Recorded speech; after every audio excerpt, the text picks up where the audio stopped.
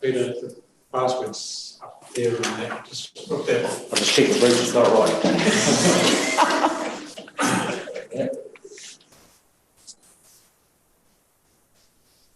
Good, okay. No, Bruce. No, yeah, sorry. Yep. Dyslexic? It's a question mark rather than a one. Yep. Yep. It's now live, everyone. So welcome, everybody. For those who don't know me, my name is Paul Davis, and I'm a Western Councillor and chairperson of the meeting. Council needed a subcommittee to ensure the smooth running between the governance and management of the Wilderness Trail. So I'd just like to go around the table and just, if everyone could just introduce themselves. First meeting. Simon Bastian, Chief Executive of the Western District Council. Nicole Klinsman, Ops Manager for Subcommittee. Brownlee, Generation Site Leader for Trustpower on the West Coast. Dave Inwood, Independent Consultant. Peter Haddock, Grey District Councillor. Jackie Gooden, Wilderness Trail Manager for the Wilderness Trail Trust. Bruce Smith, Western District Council. Diane Maitland, EA and Committee Secretary. And also the people that are on Zoom. Jeff Gavity's Chair of the Wilderness Trail Trust and Trail Operator. Paul Morris, the Chief Executive of Grey District Council. Thank you, everyone. We have a couple of apologies. Mr. Madrick and Mr. Tumahai. Are there any other apologies? No. I'd like to move that Mr. Madrick and Tumahai receive and accept it. Someone move that, please. Second that. I'll have it up. Move it all for a second. Thanks. Thank you. We'll move on to item 4, which is the adopt terms of reference. So I'll pick that up. So good afternoon, everyone, and good afternoon, wilderness stakeholders. I've developed the terms of reference since we've developed this subcommittee of the Capital Projects and Tenders Committee. To me, the missing link on terms of the Wilderness Trail has been a group that looks after the governance of the trail and directs the future of the trail. We found it very important that this group represents the key stakeholders of the trail, hence the partnerships that we see around the table today. Just highlighting the key responsibilities of the subcommittee, I'll run through the reason quickly. Defining the overall strategy plan for the West Coast Wilderness Trail, ownership and development and maintenance of the West Coast Wilderness Trail asset management plan, defining the priority projects for the trail, reviewing and defining financial sustainability of each proposal, ensuring the prioritisation of projects reflects the community and user needs, supports the New Zealand Cycle Trail Network program and strategy and meets the criteria set by the major Great Rides New Zealand, and closely working with all key stakeholders of the Wilderness Trail and support funding applications as applicable. So those are the key drivers of why this subcommittee has been formed. I won't go through the whole terms of reference, but I'll take it open for questions. Are there any questions from anyone? Through the chair, I've probably got 3 or 4, and I don't know if you want to just bring them up one at a time, but the first one was just a question of mixing management and governance.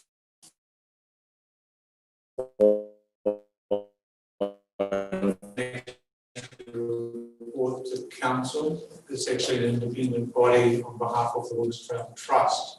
So the trail manager is employed by the trust and reports as part to this group as part of the trust report on trail performance. So in terms of operations, we've invited them along as part of the trust, not as part of the agenda, not the makeup of the subcommittee. So the chair is a subcommittee representative. Okay.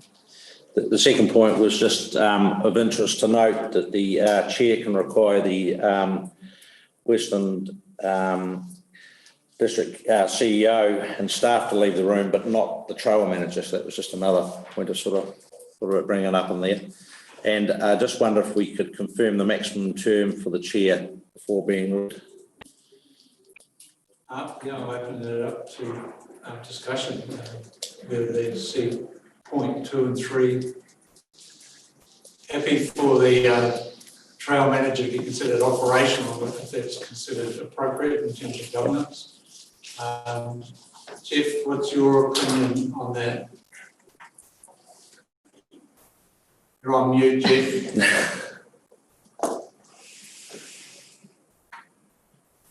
Jeff, you're on mute. Thank you very much. Back through via the chair, I suppose. Look, I have no issues with Jackie in particular being part and parcel of a meeting in this role. I guess I understand broadly the issues of who you can ask to leave and not leave at various times, but I would confess to being a babe in arms with this, and I'd be guided by yourselves.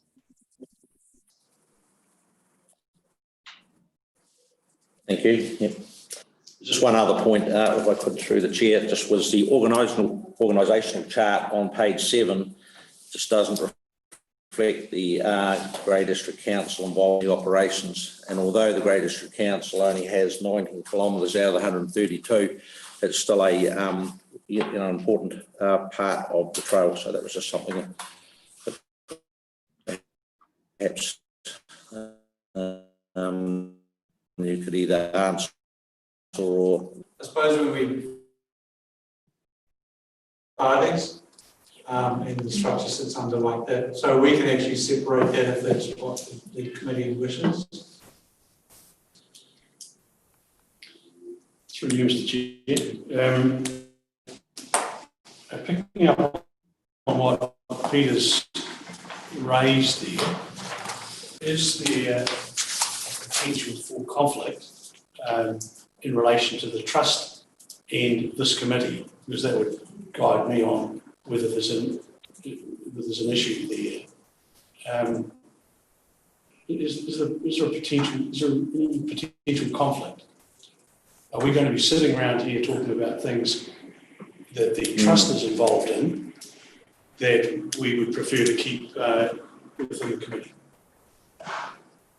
I'll ask Jeff to answer that question. Do you believe, Jeff, that there's any conflict in terms of discussion points that would, I suppose, conflict your decision making at the trust level? Thank you, Simon. Thank you, Your Worship. I think that the role of the trust is increasingly the day-to-day marketing and promotion of the trail, and the day-to-day interaction between the trail owners, being the two councils, and the stakeholder bodies, and the operators, particularly in times of strife and need such as weather bombs. So again, I find it difficult to see too much of a conflict of interest in that area, but again, I will be guided by yourselves in that respect.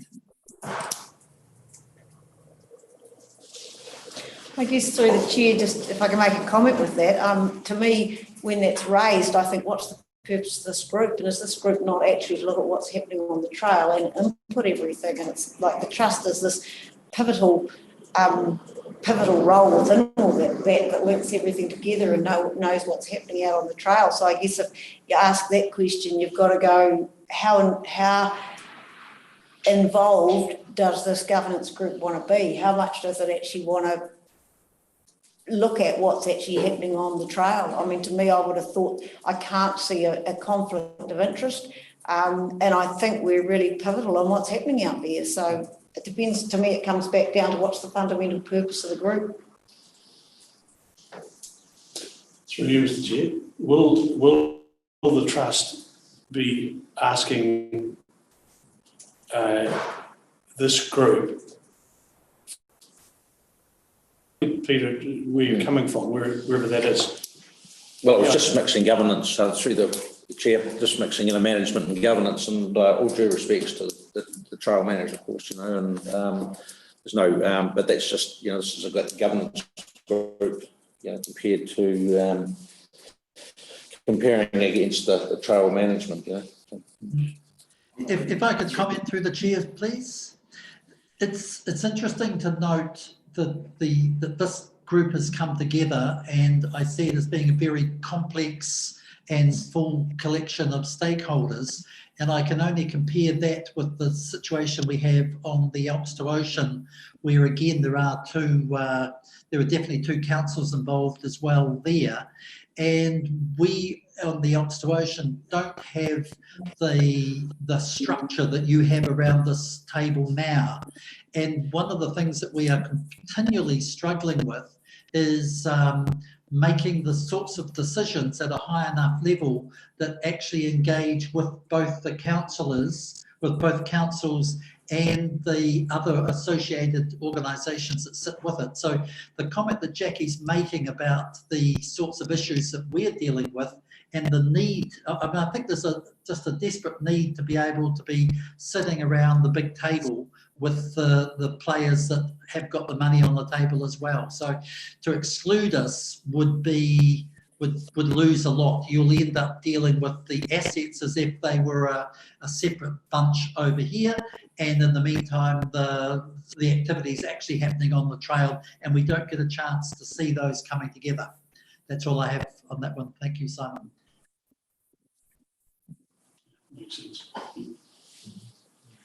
To me, it's about all parts of take the trail as a piece of business. If you exclude the marketing and saleability of the trail in terms of your discussion points around prioritising projects, you're actually excluding why you're actually building the trail. So we can build a trail and maintain it. Where do they have a business case, and is it marketable, and is there a likely need for it out there?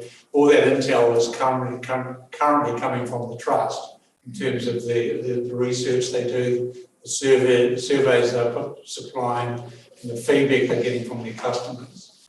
So that I suppose is part of the impetus in terms of priorities.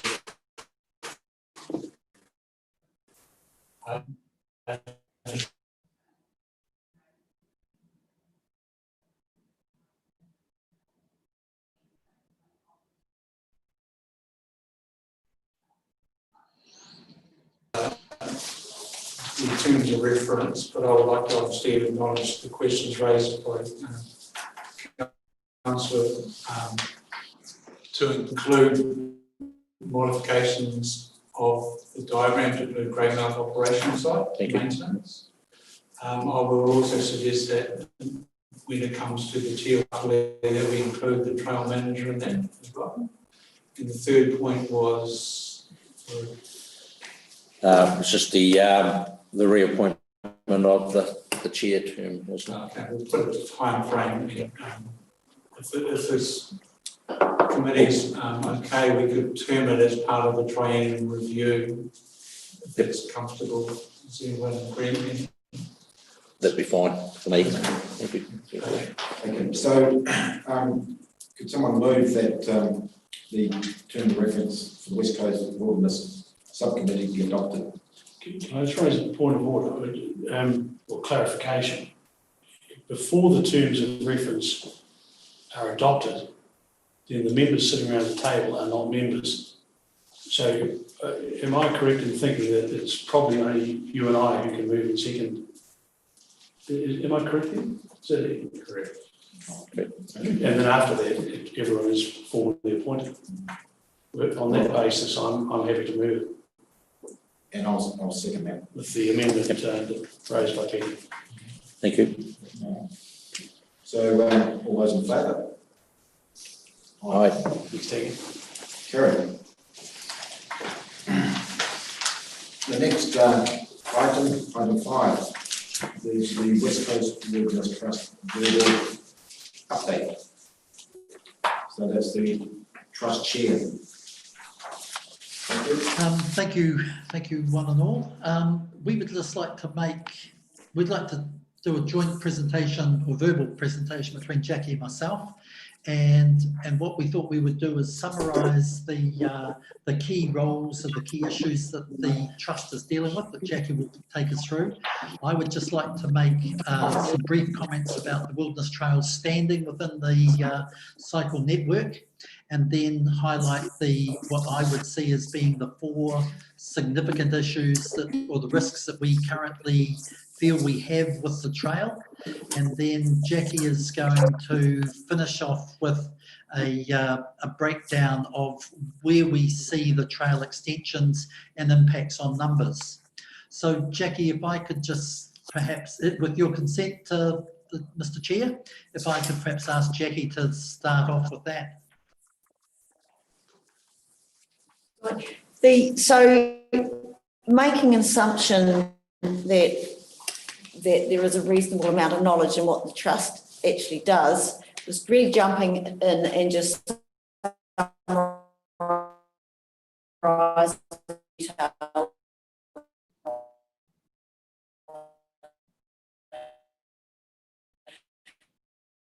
Trust is key, as you'll all know, with all the emergency communications and situations when we have weather events and other events out on the trail.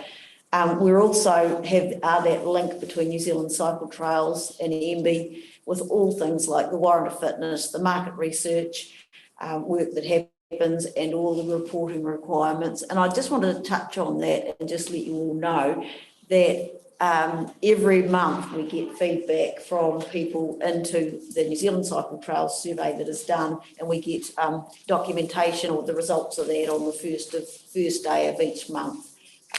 What's happening. So all the market research that you see is published in the papers around who's using the trail, where they're from, how much they're spending. That all comes from a professional company that does it in Wellington. So we get an awful lot of data on the trail, which has been really helpful. So just want you to know that that's happening ongoing, and a lot of our operators out on the trail actually feed in the survey names to me to invite people to do those surveys. So that's pretty constant happening. And the other relationships obviously are things with the councils and with Trustpower, with you, Tim, and with Doc across this different aspects of it. Involved in the strategic planning work around the trail and reporting, and obviously feeding in quite a lot on any sort of trail upgrade work that needs to happen. And we put funding applications in for different trail enhancements. Right now, we have directional signage going in, working with with the Grey District Council. So there's additional directional signage that's about to go in there. Again, this is something that's been highlighted through the survey feedback that we've had. And we also have got a number 8 additional interpretation panels going into the Grey District side of it. We put a lot in Western last year. We're now doing Grey District. We also have another one going out into Milltown that should be in by next Friday. So obviously put up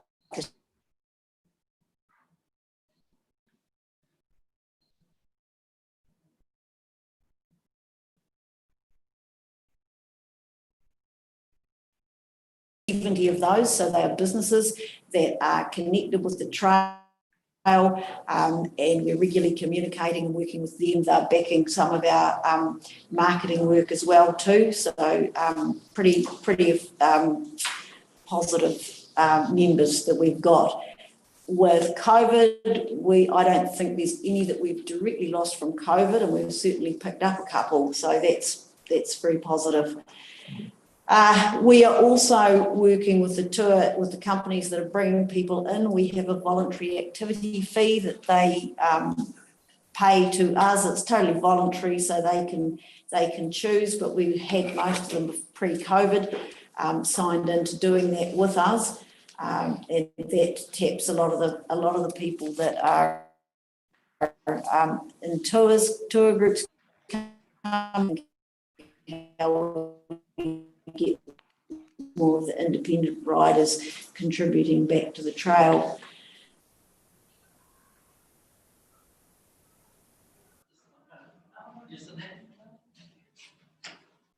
About a week and a half ago, and that's already linked in and about to start in a campaign being done with Tourism West Coast. We've also just put up on the site advice for people around the health and safety and issues out on the trail. We do there are 4 annual events that are held out on the trail, so they are done on those happening. We prepare the economic assessment of the trail, and it seems to be used continually. I've even had emails wanting to know information about that today from Wellington.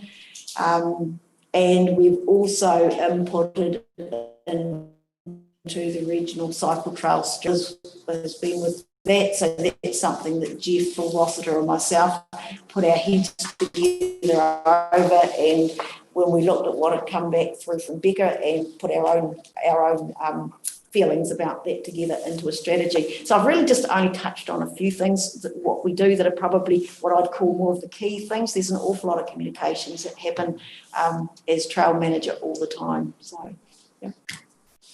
Thanks, Jackie. Are there any questions? Just through the chair, Jackie, in terms of economic assessment, it's been quite a while since the last one was done. We're coming into a long-term plan, and there's a lot of, I suppose, aspirations in terms of the funding applications we're about to launch into regarding trails. But I'm thinking, what is your assessment of the ability to have one done this side of Christmas to actually support long-term plan strategies? This side of 2 months, you should have it. Oh, fantastic. The other thing I'd just make a comment with too is that we look at the cycle trail in a year that really starts on the 1st of July. And we're looking at lining our accounts with that as well too. Jeff and I were talking about that last week. But obviously being seasonal, it means you can then sort of look at a season rather than sort of cutting something off in March. So I have historically waited till the end of June to get what the year has been. So with the information we're looking at, we how many, for example, we benchmark against how many more bikes are for hire with our companies, how many hire companies have we got, all those sort of things. So we use that as the cut-off date for it. I was going to do it when we went into lockdown. I thought there'd be no more use of the trail that was significant in terms of visitors coming in, but I held that over. So. Do you see the COVID, the 2 months of, I suppose, lockdown, it would have had an impact, but you could probably filter those out in terms of non-productive months?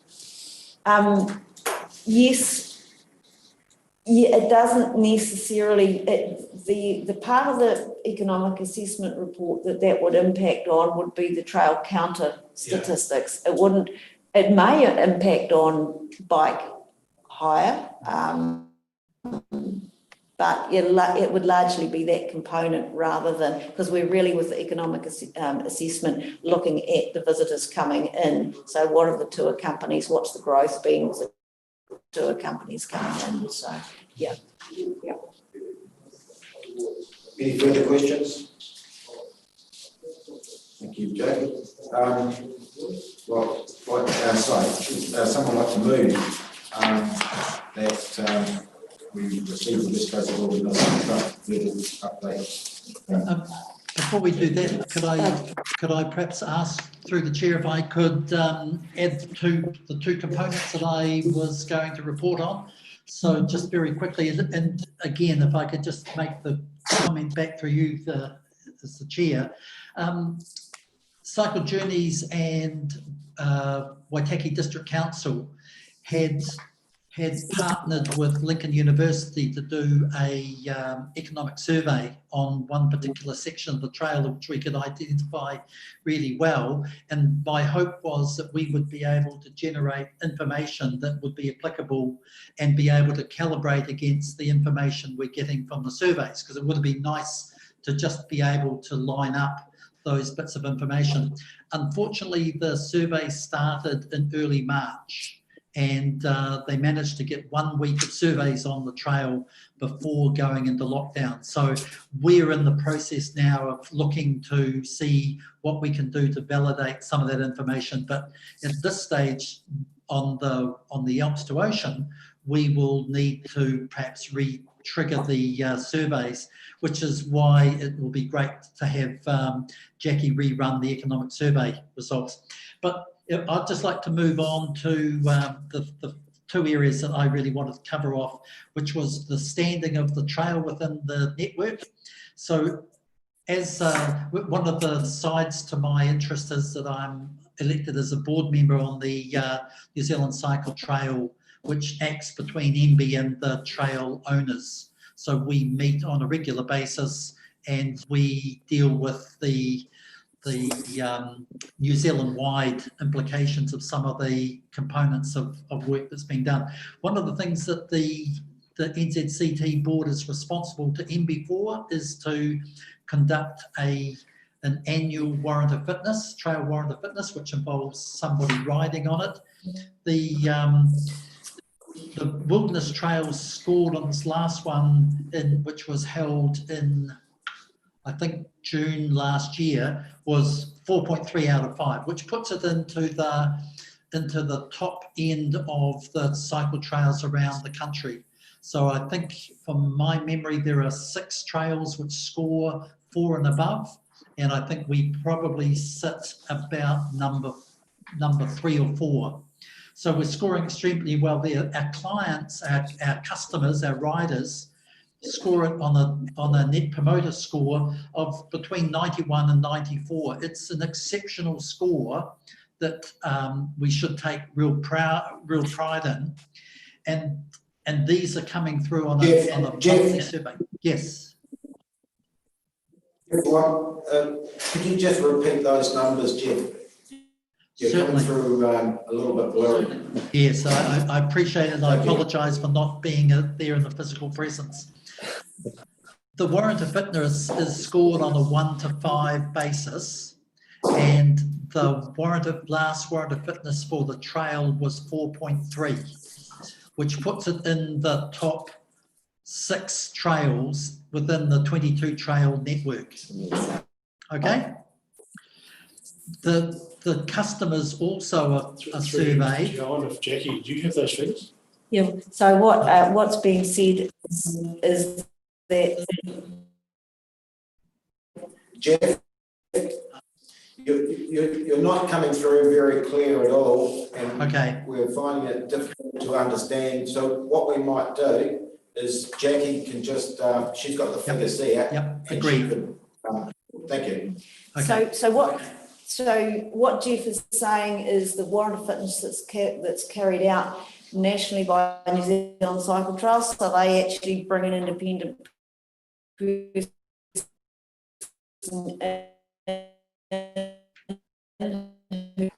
Our score by memory was 4.4. So from the whole of the 22 great rides, we're sitting right up there with the best trails in terms of the warrant fitness. And it is New Zealand Cycle Trails looks at doing that annually, and we get a whole report on the trail and what can be improved on to help build a plan, which needs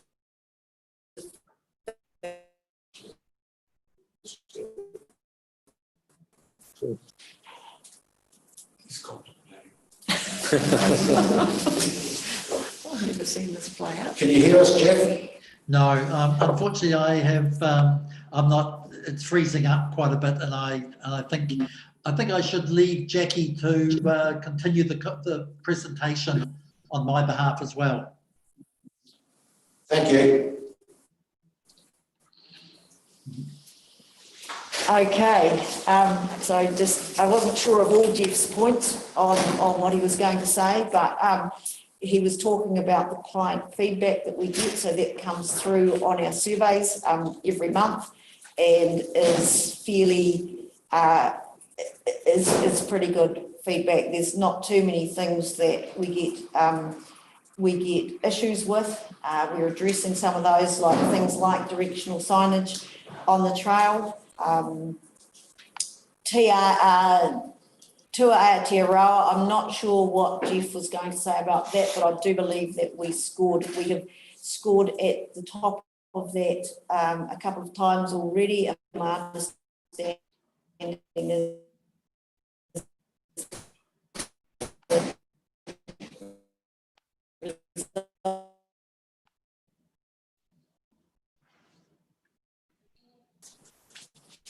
the trail position in the, he was going to talk about the Northern Westland Cycle Trail Network.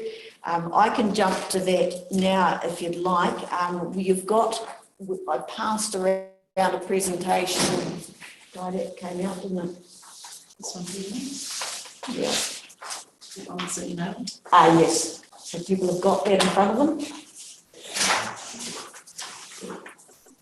This was part of the cycle trail strategy that we prepared. Can I just have a copy of it?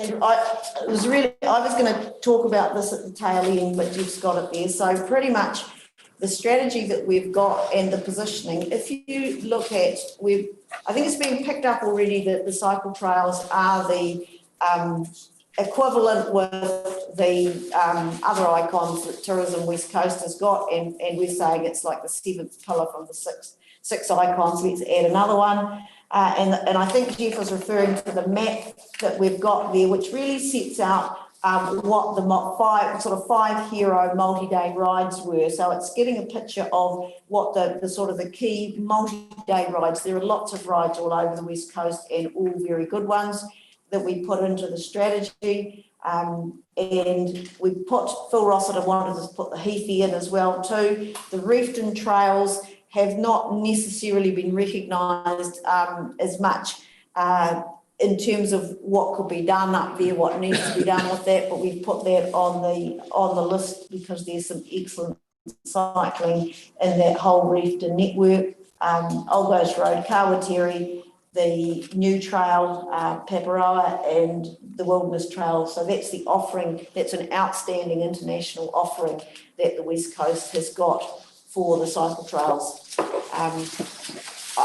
I'll just touch on the next page of that. So this was looking at what a regional model was. So we were looking at the two existing cycle trails, ourselves and the Old Ghost Road, and the discussion was around what a regional strategy could look like. So we've looked at these at the key trails, and even though we operate ourselves independently, it was like, where are the areas that we could be sharing and doing much better collectively? So looking at the possibility of working together on a regional network that meets regularly, and then looking at the next page with the strategy actions. It was really about we need to protect what we've got, we need to strengthen it, and we need to grow the businesses within it. So that's the wider strategy that we were looking at. We don't need a whole lot of trade. Working with what we've got, looking at goals around advocacy at the trail market, and should we be putting up a wider picture of trails in addition to our own trails, and also looking at how we generate more revenue from riders on the trail, and advocating from a funding perspective as well too. So I think that was Jeff's points around looking at the New Zealand position from a national and local cycle trail. The points he wanted to make around where there needed to be improvements in the trail, and I think these are well known by those of us sitting around the table, things like the Canary route, the high water route, and his comments around the fact that this can give us the limitations that we have on the infrastructure could actually lead to some reputational risk with the trail, with weather events that impacts on the trail. People thinking, well, if it's going to be closed, will I come here? So there's a concern around the reputational risk. The next part of the presentation we were going to give was myself talking about the Mahinapa Loop. So we've been working with the Department of Conservation and looking at that Mahinapa Loop, putting that in, and with council. I've got a document that has been prepared looking at the concept. There are around 5 businesses and about 15 experiences in that Mahinapa Loop, and really trying to elevate that as an important piece of infrastructure that could be added to the trail. Final points are looking at the bigger picture and the future for growth on the trail. At the moment, I see there are at least 4 drivers to growth. So if we say, what's the trail looking like going forward? This coming season, we're already seeing elevated growth from previous years, and we believe that will continue. There will also be growth, we believe, from the domestic campaigns that are happening with getting New Zealanders to get out and about and see the country. So that will be additional to what we believe we would have had.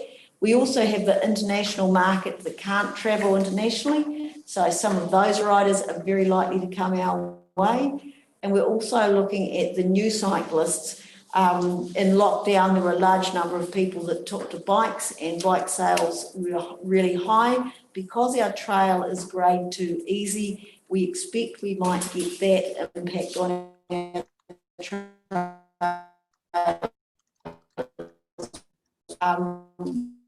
And the interim between that, because our 60s market, so they can come at any time.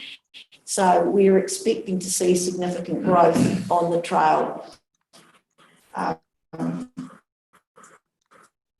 We're here. The trail with riders is about $1,000 a rider per person, probably about $250 a day at the moment with it.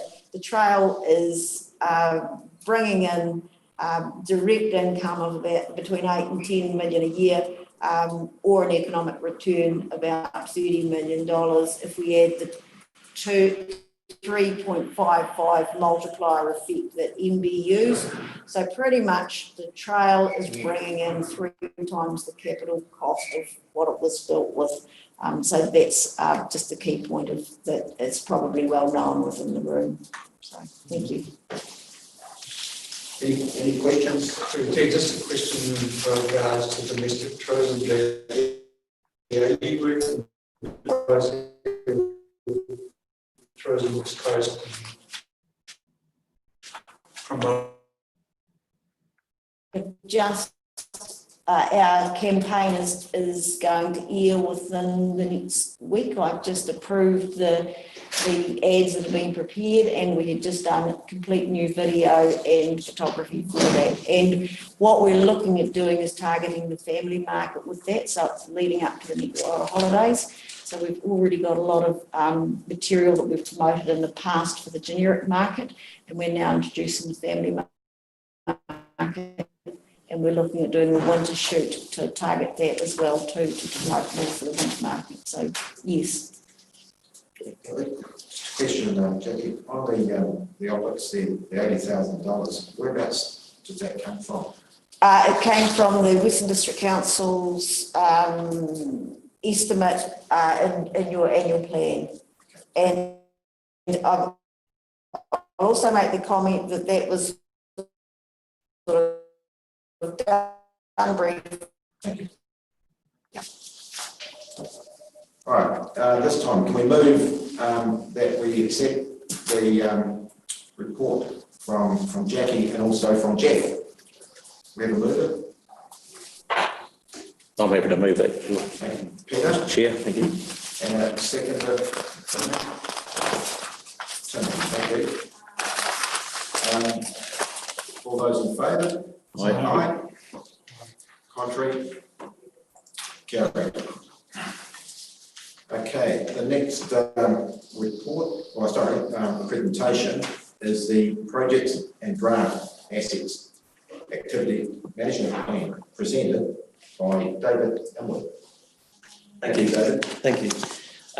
Welcome all. So I've put together a rapid fire PowerPoint presentation. So there are 16 slides, of which quite a number of these have already been discussed in detail by Jeff and Jackie, but I was unsure as to what we were going to be discussing. So as per the first slide, basically breaking it down into a number of different activities. So page 2, the subcommittee. So what you have in your, what you've just endorsed as such, I've just thrown together a few statements here as the ex-project manager for the cycle trail, the way that I see the business case fits in with it. So in the top, we have the MB NZCT input, which the Trail Trust and Council share collectively, and I think it's probably appropriate to say that so Grey District Council and Western District Council both own a portion of the trail, but with the agreement with the government, Western District Council is the nominated party to carry on the communications.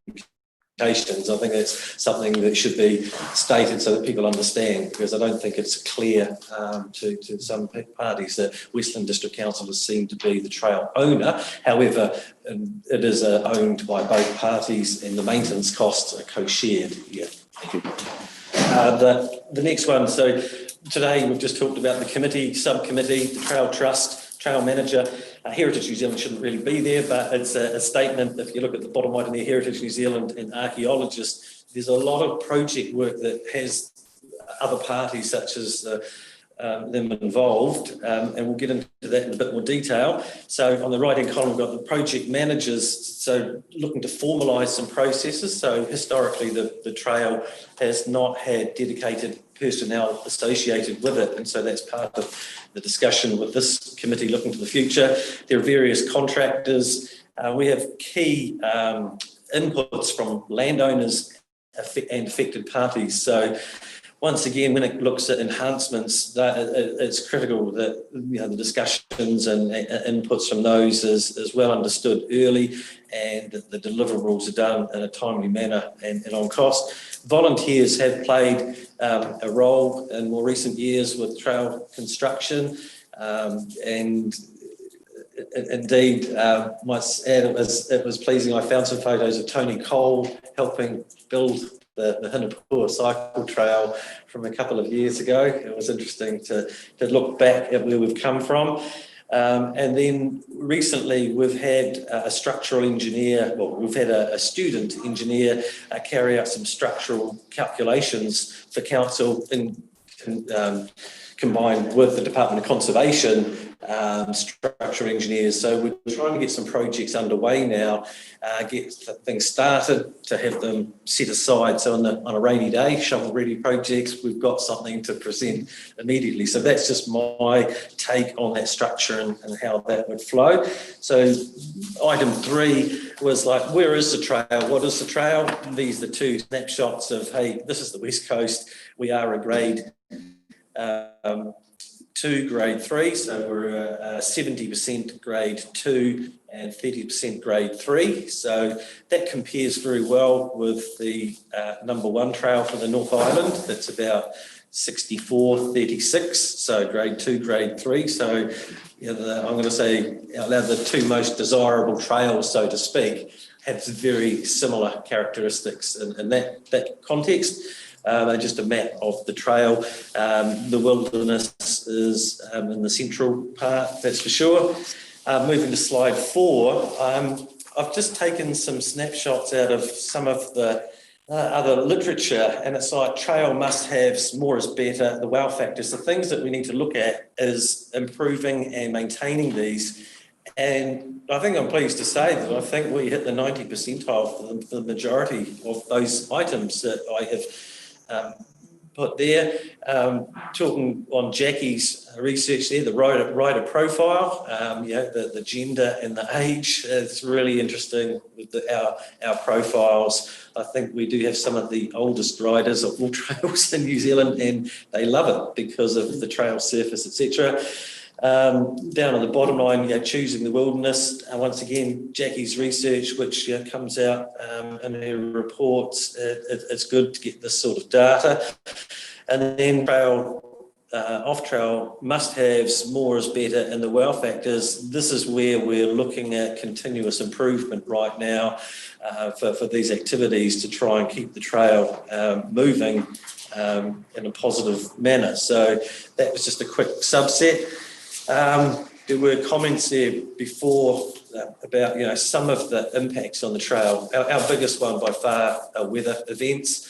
The last year we spent in excess of $160,000. When you say we spent, that was the cost of the recovery from an event 1 year ago. That was 100% subsidised by the government though, which is why it is good to be part of the Ngāharenga New Zealand Great Rides, because we do get that subsidy and it's 100% in this type of incident. Just another comment on that. It's interesting, we actually had a trail shelter stolen from the most remote part of the trail, ridiculous as it might sound. With that would have been 100% fully subsidised in any case by the government, but we actually had a trail ferry came along and built one on behalf with full sponsorship at no cost to the other party. So some good things do happen out there. There's some bad things, there are plenty of good things as well, and it's good that we can fall back to MB in that area. Touching briefly on slide 6, and it might be an opportune time, if it's all right, for the Chief Executive to make some comment, because I don't know what detail we are here today. So part of today is to actually set some scene, I suppose.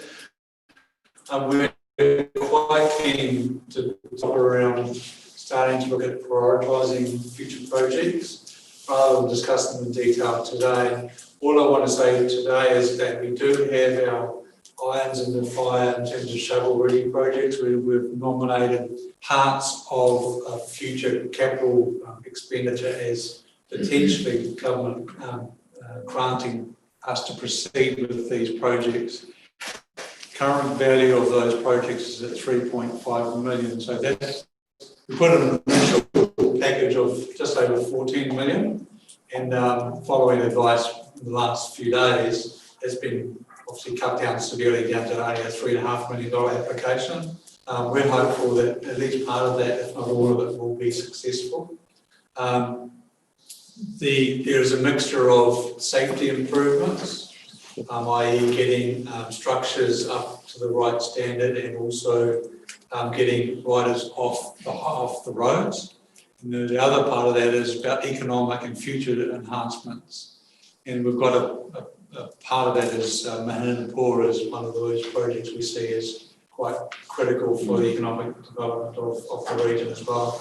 So we have an application in now at 3.5. But what I want to do is use this committee to actually redefine what that priority is for the future. And then obviously we have that potentially as a public workshop post that as well. So quite keen to make it a totally inclusive process. We have the current asset management plan, which David will go through in a minute, predefining what they are as an asset management plan right now. We need that for the long-term plan anyway, but that is an opportunity to be rearranged based on the feedback from committee members and the public in general. Obviously, that asset management plan will go into a long-term plan, which will then go out for full consultation anyway, and we'll have the public feedback. But I just want to endorse all the work that David has done in getting us to this position. Unfortunately, David may be leaving us soon, so he set us up really well for the future. And we do have details of what each of these projects is all about. So thank you, David. And I'll let you proceed. Thank you. So moving on to the next slide, purely coincidental, slide 7 with 3 lovely pictures. Trust Power and Department of Conservation inputs required for both of these here. Once again, it's just to show the types of projects that we have scheduled. Moving on to the next slide 8, I have developed quite a number of priority project identification forms, and tried to set the picture as to what we're doing and why, and what indicative costs are. I think it's important to note that when people quite often used to phone me and say, how much is it per kilometre to build a trail? You can build a section of trail for 50,000, you can build a section of trail that's per kilometre, or we could get up to 140, 150 or higher in some of our areas. And we've had some of those challenging constructions as well. So there is no black and white, this is how much it costs to build a trail.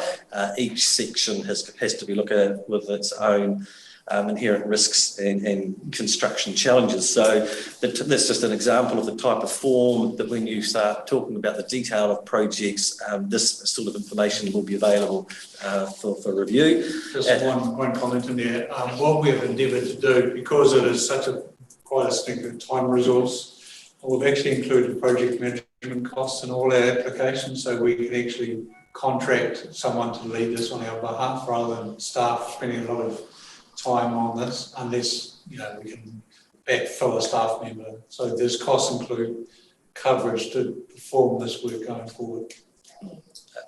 I think their time can be capitalised as well. So that was slide 8, shows the Canary Water Race structures, the fact that there's a number that are underwood. Once again, this is a trust power and Department of Conservation because it's owned by the Department of Conservation, but with co-share for trust power for water. So there's some good relationships that we need to keep working collectively there. The next one, and I thought it probably is opportune just to have a look at one project in a little more detail. So while it's called Mahinapa Lake Loop, it does not need to be a loop. And since that original plan was presented there, we've actually gone through to the next stage. And while it's represented there at 1.87, we have actually hit much higher costs total than what we've got shown here. So the next slide, 10, actually shows the fact that I broke Lake Mahinapa down, thanks to the Department of Conservation recent input, to 9 options. I could have kept going. I actually have more. And indeed, I think the preferred solution right now is none of these, but it's very close. So once again, we've looked at this with at a desktop level to consider all issues and options and inputs as well. So that's available. And so if you look at the next slide 11, there goes issues and options 4 versus 7A. So 4, once again, Woodstock Ringway Road, we could end up with a small loop and then some larger loops. There could be connectivity to Picnic Point. Personally, I'm not in favour of it. I think it should be a walkway. It's very challenging and a lot of money for not what I would call a lot of gain. So, that's what we have to look at, though. You have to investigate. Whereas option 7A would provide an entire link and loop right around the lake, not necessarily on those exact alignments. It might be a slight variation involved in that, but that's just to show the type of consideration that's needed. So the next slide 12, just an example of, this is actually the most recent trail opening, 1.2 kilometre. This was actually the first funding that we received from the government after our trail completion. So this was the first time we could actually get a co-share of 50% to build a trail section. The reason those 2 images are there is there were 2 historic structures that we had to protect. So this required a Heritage New Zealand authority to undertake. And so we have basically not affected or impacted those heritage items at all. Slide 13, trail count data and survey forms. So this is just the type of information that is available straight off our trail counters. It's a very powerful tool, and indeed I believe the government are looking at that for our trail and others right now because they have live access to all of this. So we can just go online and pick this data at any time. The bottom graph there actually includes some of the COVID period. And you can see that the trail was exceptionally well used. The numbers were just phenomenal at more than 400 people in the grey section some days. And Hokitika Canary Tramway, the highest at 200 to 300 as a normal, and so that's based on population, that's about right. even some of the lesser, so I'll call those the urban. So I think with what we had was 6 counters, we now have 7. So 2 we'll put in that total urban commuter status, and so they're the sort of 2 that we just talked about. We've got 2 that are in the middle, and then we've got 2 that we were calling the wilderness experience. We have a true wilderness counter now, and I believe the data was downloaded yesterday, so I've not seen that, but that fits in with Jackie's questionnaires when she goes out to interrogate riders and say, how's your life and how old are you and how many days and how many dollars. We can actually put a direct comparative with the trail number of users that day and get some true statistics back out of it. So it's pleasing that we have that 7th counter, which will be the true wilderness counter. Once again, moving on to the next slide, slide 14. This is actually what the Trail Trust is all about. It's working with MB for these strategic focuses. And Jackie, I believe you have actually created your own Trail Trust edition version of these. So this sets the criteria about what the focus is from the government, and Jeff and Jackie have developed in conjunction with the Trail Trust their own edition of this, and we have some very strong targets because we're doing so well in so many activity areas. So that's just a quick summary of what the Trail Trust works off as well. The next one, basically, just you have to throw a cartoon because some of the documents we get for here, this sort of work for the activity management plan are a bit dry at times. And I think it's time to segue into the activity management plan now, and just hearing some of the discussion from the others previously. So the talk about customer satisfaction survey, net promoter scores and all that. So all of that is actually included in the activity management plan. So section 5.5 talks about customer satisfaction and the net promoter score. So there's brief statements on all of those types of activity. Table 10 has the Trail Trust targets. So the Trail has set its own targets, which are actually higher than what the government standards targets are.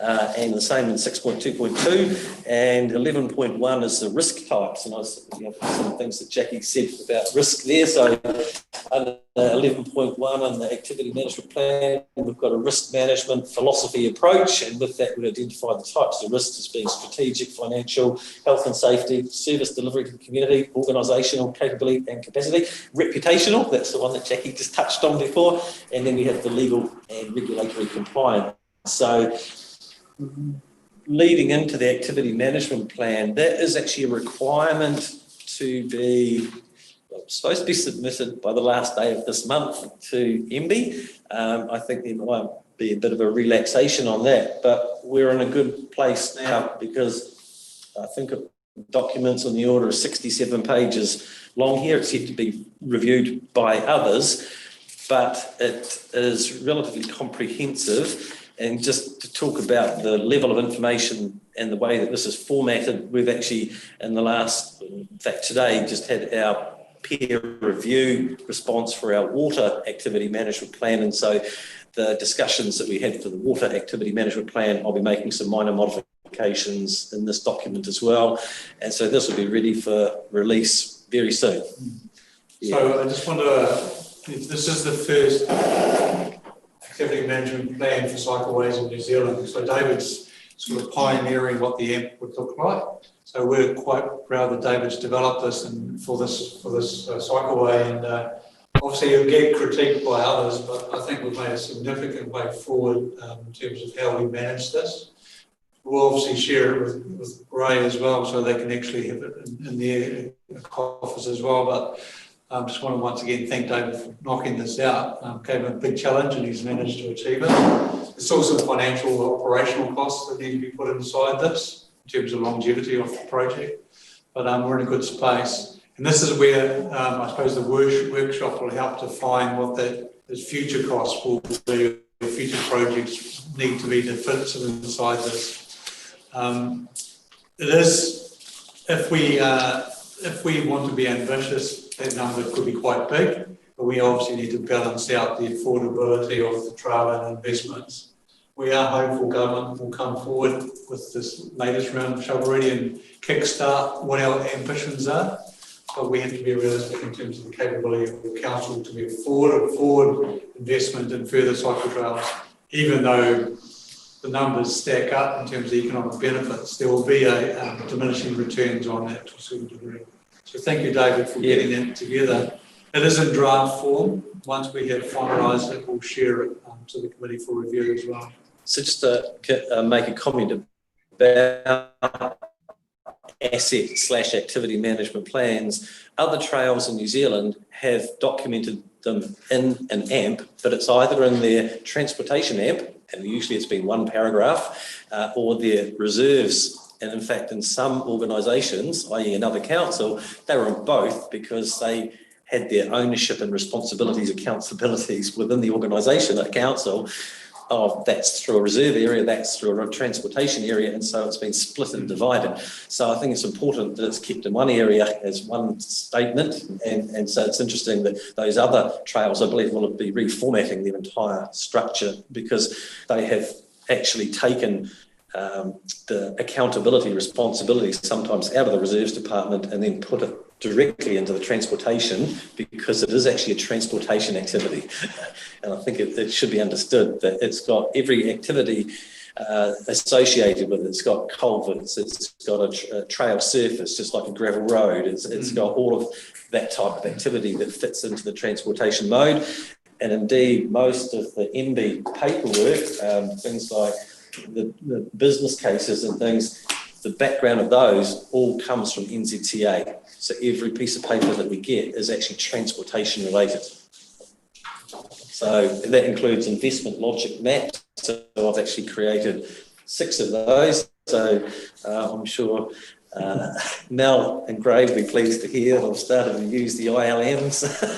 They're in basic form and do need more work, but there's a lot of work in those areas. And so, but to get your business case, to get your funding, you need all of this information, and you need them for the backbone for the business case, because some of the projects that we've got, the key ones, are the bigger dollar values, the i.e. $1 or more million. And I think it's important to understand that that funding component, the threshold for MB is 600k, so that's 300k for council. That's the threshold, bang, that's what you can do. For NZTA, for the transportation, for low cost, low risk, that's 1 million. And so our projects, some of them are much greater than that, so we fall into this really challenging area and need good business case and background information. Thank you, David. It's very thorough report there. Any questions from anyone? Through you, Mr. Chair. David, what happens with, for instance, Shantytown, which has always seemed to be logical for a cycleway trail to go to? Is that something that we discuss here, or is that something that's outside of this, or? Through you, Mr. Chair. So, in addition to all this paperwork I've got here, we have the standard form for MB, and it basically is called their project priority form. And with that, we put it in every project. So included in that, I actually do have Shantytown as a project that is still there. It was discussed in the 2016 meeting with MB at this table, and it has failed to get any momentum, but that is a Grey District Council matter as well. It's in their area, but it is actually still listed. I've not removed it as a project. I presented that as one of the projects in 2016. Just through the chair, just to respond to the two. This is what I'm proposing that the workshop will flesh out. So in terms of our priority projects, it would still sit inside our land, but obviously not be paid for out of our pocket. But it is definitely funding available if it's supported by the business case. So it's still on the radar as part of future projects. And so they're actually called phases, so not right. So phase 1 we have completed. So we've said phase 1 is passed, and so I've got a summary sheet for the AMP and the appendices saying we achieved all of these things. They were phase 1. So we've got phase 2, phase 3, phase 4 and phase 5 that I have completed to about the 90th percentile, and that would be part of your workshop. Just a comment, thank you through the chair. I was one of the original Western Wilderness Trust members from the initial formation when it was there, and it was early days. And I can see that since then, and the opening and what the good work that Dave's done, I can see the trail is in really good hands here, you know. And I'd like to thank Dave and especially Jackie and Jeff, you know, for the input putting into it. And it is a great asset. One of the major concerns I had on the initial one was funding, how we would ever get it self-supporting. And that's always been, I can see, a challenge, and a challenge still going forward to get it, you know, to get the riders, the users, as you mentioned earlier, to actually contribute. And the second one that I was always concerned about was easements and access arrangements, you know, to make sure that the trail was covered along the way. So I don't know what that situation is at the moment. You know, I know users like Trust Power and there's Department of Conservation and various. So I would hope that somewhere along the way that's all been put in order too. You know, that was one of the major concerns I had all along there, that we were covered in the trail. So I don't know whether comment on that or. There is actually a template document that we had prepared about 3 years ago. It's not fully complete, and there are some outstanding agreements still to be completed. But I would say, off the top of my head, we're 85 to 90% sorted. There is still 10 to 15% that's outstanding. If I can comment through the chair as well, just so we've got an MOU with council that's due to expire next year. It's 10 years old now, so we're just in the process of updating that with new maps and sort of, I guess, future-proofing it as well, just so. And at a meeting or the workshop at some point, quite keen just to talk to all of you about sort of what the process is from the dock side of things, sort of how we can help and support the trail and what the deal breakers are for us and where we can add value, that kind of thing. So it's just on your first point, we have been successful in the last few weeks in getting funding for trail managers. So it's been identified through MB that funding trail managers to support trails around New Zealand has put onus back on the ratepayer right now. So we put an application in for 45,000. That 45,000 has been accepted, and it's also been accepted for the next 3 years. So all in all, we've got $135,000, which will be passing on to the trail manager, or to the trust to subsidise the ongoing costs. So that's been really thankful, acknowledging that this is an ongoing burden for trailers. Sometimes it will be a tipping point in terms of keeping one on or not. Through the chair, if I could just have one more, just to answer your worship's question about Shantytown, which is also, you know, a tourist icon on the west coast and to be promoted. The Grey District had looked at various options of putting a ride out there through legal roads, and there was even a sort of steam train mooted to go right out to the Parawa. By the lay-by, where the little signage is with the rotary lines put up to south of Parawa. And that's work in progress, but there's just a few landowner issues in the centre there, that private land, which is west. So the council did, I know we'll workshop this, but the council did actually, through safety improvements, put along the Shantytown Road, Rutherglen Road, actually put a 2-metre cycleway all the way out. So there is that option there as a temporary issue. So people can actually, if it was promoted, to actually cycle all the way to Shantytown. There is a proper cycleway on the side verge of the road, but the ultimate end of experience would be to have it go through road reserve, off the main road, and private land, you know, to get there. That's experience. So thank you for the question. Can I ask a question? Yes, sure. So I think funding is quite a critical point of discussion, and maybe Jeff also is on the NZCT board. So one of the major issue is that we cannot directly charge riders for the benefit of the trail, and it is difficult to do that at the best of times in any case. But Jeff, is it likely that the government would change the status with that condition that the trail owner cannot charge? Through the chair, I don't think there's a chance in hell of that ever happening. Oh. That's not very good.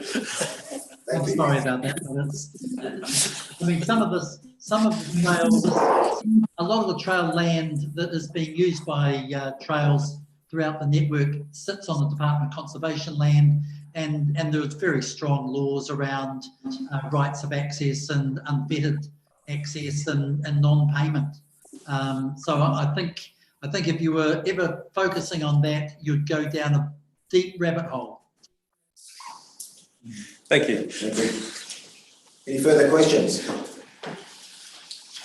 Thank you, Dave, for the report. So, someone move that we receive projects and draft asset management plan presented from David.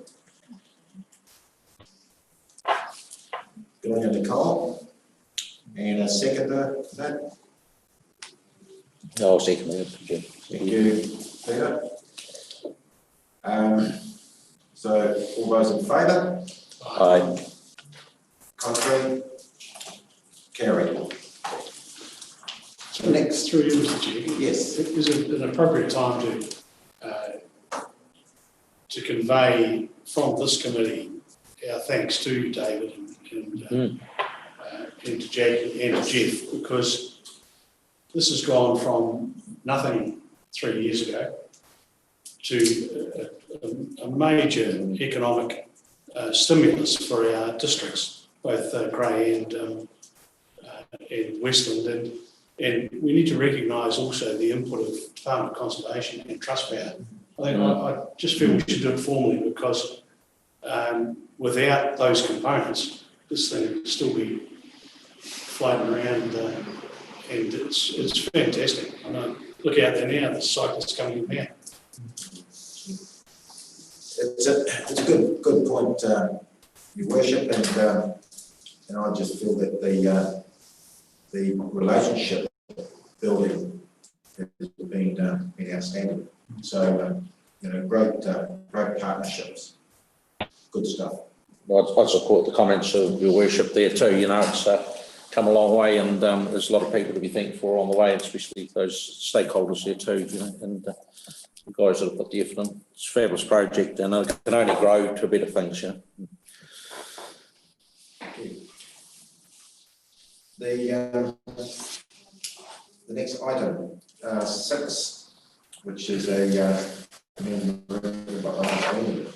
Speaking of partnerships, we took the opportunity with the subcommittee to, I suppose, recalibrate the partnership between Grey District Council, Westland District Council, and the West Coast Wilderness Trust. We had made this document was drafted and approved, I think it was back in 2006, not April 2017. But with the changes and where we are now, there was a couple of changes we were recommending. Without going through those in detail, so there's only 4 changes to the current MOU. One is to for the trustees to, this is the Wilderness trustees, to take the best endeavours to create income, to manage the trail and enable long-term sustainability and minimise OPEX. So this is the onus on the Wilderness Trail to follow up on sponsorship, find partners, and look at ways to reduce, to increase income.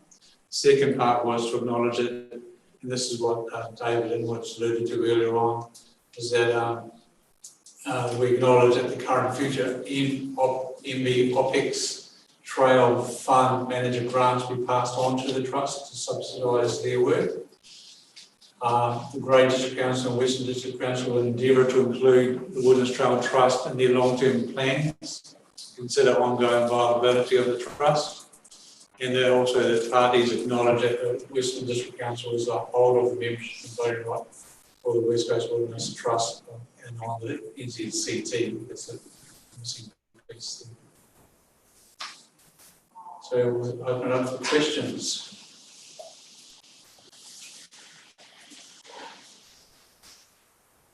Okay, we have no questions on that.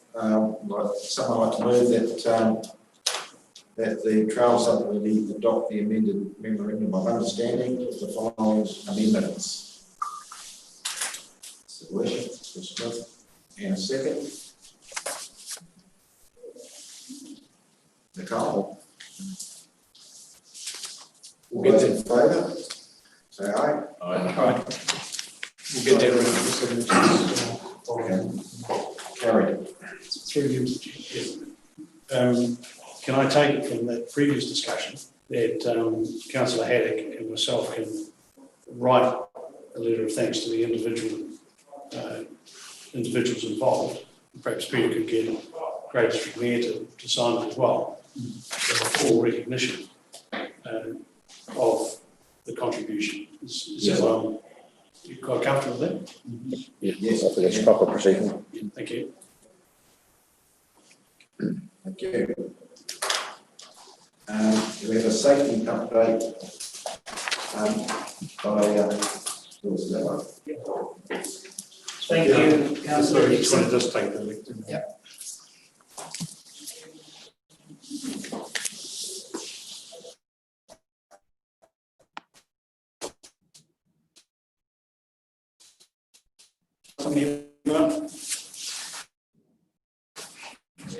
The Karaka Bridge widening has been completed by Trustpower, and that is obviously a great improvement for us.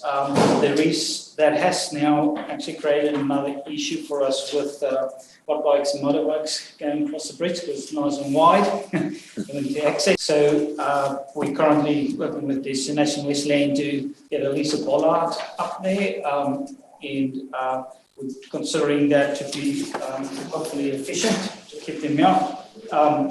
In addition to that, we've been advised that NZTA will now continue with the widening of the cycle bridge of the Kitiga River. So it's going ahead. We have also had the incident up at the weirs, and some reports have been done. We've had to look at what corrective actions can be taken up at the weirs to at least apply some control there in adverse weather conditions. So the decision is taken to block the gates up there to be administered by Destination Westland. In addition to that, we'll also be working with RCG to see if we can get the extension of the Wi-Fi network up there so we can install some telemetry and get some early warnings. I think the challenge for us is that the weather up there is often very different to what we experience down here in particular. And it would be great if we have some telemetry to give us early warnings of the weir levels and any rain events up there. So that's a long-term view that hopefully RCG will help us with that process. Then we've completed the work on the zigzags and also the causeway at Cowboys. We've also installed some additional safety measures on that section of the trail with additional barriers being installed. And also we've upgraded the culverts at the wash out at Cowboys. Yeah.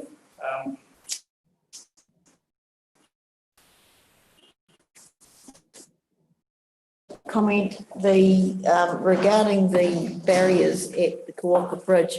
I've actually been communicating with the hand cycle group, so when we're looking at that, hopefully I can come back with some solutions that don't inhibit hand cycles. All right. Thanks. It's Louis, could you consult with us before those barriers go in, because we have to have certain accesses for vehicles right up to the end of that bridge? just so we can operate our gates.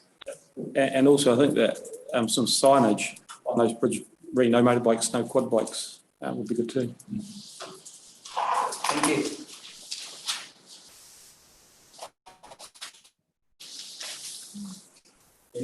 Any further questions?